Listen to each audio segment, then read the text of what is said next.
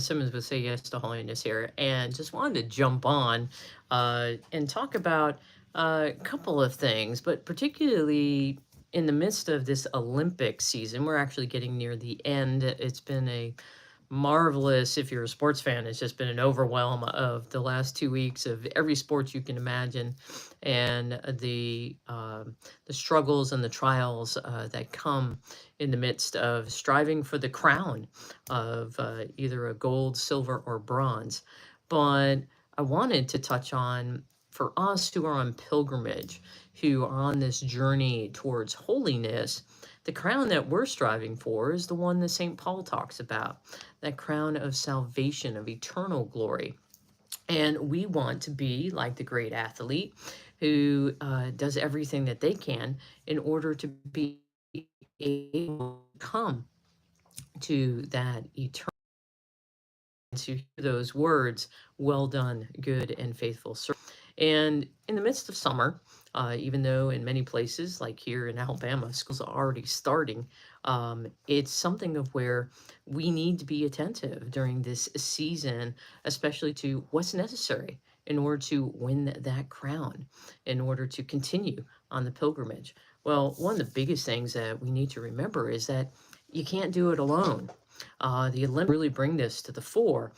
In team sports, you can see it very much. A lot of people talk about that acronym TEAM, meaning together everyone achieves more. But it's about that belief of we believe that we can win. And when I believe it and you believe it, we believe it. And together, we are able to accomplish great things. We are able to accomplish more. But even in individual events, the first thing that you hear from any athlete who wins is thanks to, a whole list of people. And it could be moms and dads and cousins and coaches and, the physio and the massage therapist and I mean, there's just an untold number of people that are necessary, our community, in order for us to become great. And that's to become great in the eyes of the world. Well, what does it take in order to become great in the kingdom of heaven? Well, it's not just about, think of the cross. It's not just about our vertical relationship between us and God. It's not just that. It's also the horizontal. It's also the relationship that we have with our brothers and sisters. One of the biggest things that we can do is that we can be in community. This doesn't mean just going to church on Sundays, but also about being intentional, about being in relationship with a core group of friends that are going to challenge you, or that are going to help you become the great saint that you were created to be.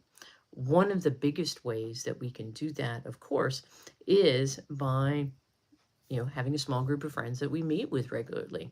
Maybe you get together with them and have good conversation and pray the rosary. It could be something as simple as that, or it could be that you come together and you are very intentional about sharing how's your prayer going? What is it that you're studying? How is it that you're trying to live out your life of discipleship? This is the biggest thing that will help us be able to become saints. In my book, I talk about, that is within a community of saints that we will become a saint. But it takes a community, it takes a team on this pilgrimage. So, regardless of whether or not you're taking care of your prayer, whether or not you're being faithful to going to confession and Mass, and also being faithful to striving for individual virtue, the fact is that if you are not in union with your brothers and sisters, and this does not mean union of that you have to think like somebody else, or do what everybody else is doing. No, it's to be in union with them in spirit and mind and heart as you're striving to become the saint that God created you to be. If we aren't surrounding ourselves with those people, if we don't have that team of support, then we're not going to make it. I can attest to this right now. as I'm going through this, trial of accompanying my husband on his cancer journey. I have a team of people. I have a team of people that I'm able to reach out to when things get overwhelming, when things seem to be, too difficult.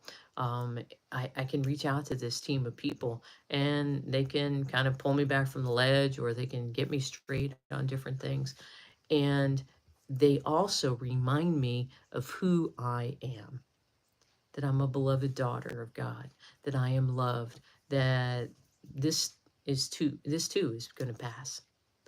But right now, this is where I'm supposed to be. Right now, this is what I'm supposed to be faithful to. And right now, this is how God is helping me draw closer to Him. And I'm doing it in community. I'm doing it with a team. So, who's your team? That's the biggest reason I wanted to jump on, was to ask you the question, who's your team? Who's the team in your life? Today is the memorial of St. Teresa Benedicta of the Cross, Edith Stein. She had a team of people as she made her journey, as she made her philosophical journey of belief that eventually led her to the church. Huge part of her team was her encounter with the writings of St. Teresa of Avila. She read St. Teresa's book. I want to say it was Way of Perfection, but it might have been the Interior Castle. But the fact is that when Edith had this encounter with Teresa, even though it was a couple of centuries later, when she had that encounter, that prompted her becoming who she was going to fully become. Eventually, her journey led her into the Catholic faith and then into a Carmelite convent. She was raised Jewish and she became Catholic. But the fact is that it didn't matter to Nazi Germany when they took over the Netherlands, and they knew of her Jewish heritage. She and her biological sister, who also had eventually become Catholic and a Carmelite, they both were arrested and they were sent to Auschwitz, where they died. The great words that Edith Stein said is, "Come, we're going for our people."